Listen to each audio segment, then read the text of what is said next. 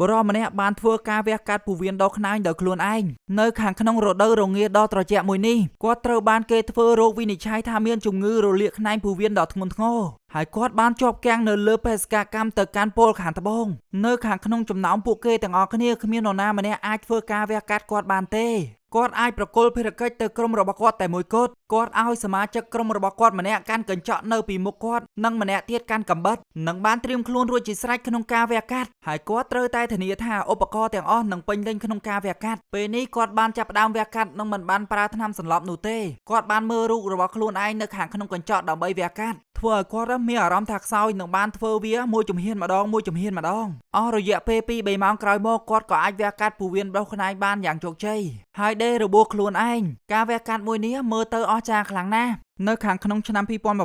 បុគ្គលិកម្នាក់ត្រូវបានធ្លាក់ចូលក្នុងអាសូតរាវដ៏គួរឲ្យរន្ធត់សីតុណ្ហភាពនៃអាសូតរាវជាទូទៅប្រហែលជាដក196 ដឺក្រេនៅពេលដែលត្រជាក់វាអាចបង្កស្បែកបរិសម្នាក់នោះបានទោះជាយ៉ាងណាក៏ដោយបន្ទាប់មកសូម្បីតែទឹកដែលនៅខាងក្នុងជីលីកាក៏ត្រូវបានកកភ្លាមធ្វើឲ្យសាច់ដុំនិងស្បែករបស់គាត់ឡើងរឹងផុយស្រួយមិនដល់ប្រមាណនាទីផងរាងកាយរបស់គាត់ត្រូវបានប្រែក្លាយទៅជារឹងទាំងស្រុងបន្ទាប់មកបុគ្គលិកម្នាក់ទៀតក៏បានប្រទះឃើញគាត់ដែលនៅខាងក្នុងអាសូតរាវដោយមិននឹកស្មានដល់បរិសម្នាក់នឹងក៏បានលូកដៃរបស់គាត់ទៅទាញដៃមិត្តភក្តិដែលធ្លាក់ក្នុងអាសូតរាវធ្វើឲ្យដៃមិត្តភក្តិរបស់គាត់បានបែកបាក់ជាបំណែកជាមធ្យោបាយចុងក្រោយគាត់អាចព្យាយាមប្រើកម្ដៅដើម្បីជួយសង្គ្រោះមិត្តភក្តិរបស់គាត់ប៉ុន្តែតកដែលនៅខាងក្នុងខ្លួនមិត្តភក្តិរបស់គាត់បានរលាយលឿនខ្លាំងពេកធ្វើឲ្យកោសិកាទាំងអស់បែកខ្ចាត់ខ្ចាយភ្លាមដូចជាពេជ្រប៉ោង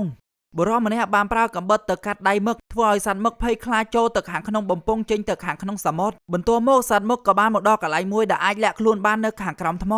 អ្នកទាំងអស់គ្នាប្រហែលជាគិតថាវានឹងត្រូវបានបង្ហូរឈាមរហូតដល់ស្លាប់បាត់បង់ជីវិតប៉ុន្តែសត្វមឹកមានសមត្ថភាពពិសេសអាចបិទមុខរបួសបានយ៉ាងឆាប់រហ័សបន្ទាប់ពីវាចាប់ផ្ដើមជាសះស្បើយបាន 2-3 សប្តាហ៍ក្រោយមកសត្វមឹកក៏អាចយកផ្នែកដែលបានបាត់បង់មកវិញផងដែរស្នាមនោះត្រូវបានជាសះស្បើយហើយការឈឺចាប់ក៏បានភ្លេចផងដែរជឿជាក់ថាសត្វមឹកនឹងត្រៀមខ្លួនរួចជាស្រេចសម្រាប់ការសងសឹកប៉ុន្តែថ្ងៃក្រោយសត្វមឹកក៏ត្រូវបានគេចាប់ម្ដងទៀតម្ដងនេះមឹកមិនអាចគេចផុតពីកម្ដាប់ដៃរបស់មនុស្សទៀតទេ